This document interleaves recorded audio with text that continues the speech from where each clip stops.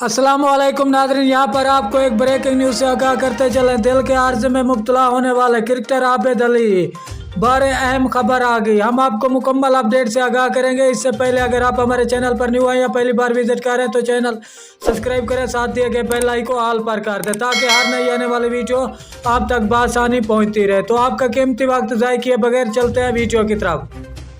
Karachi doctor ने दिल के आर्जे में मुब्तला होने वाले टेस्ट क्रिकेटर आबिद अली की रिपोर्ट्स को हौसला अफजा करार देते हुए इन्हें सफ़र की इजाज़त दे दी। गुज़िश्ता माह क़ायद आज़म ट्रॉफी के दौरान आबिद अली को दिल की तकलीफ पर कराची के एक निजी अस्पताल मुंतकिल किया गया था, जहां डॉक्टर ने इनके दिल में 2 स्टेंट डाले थे।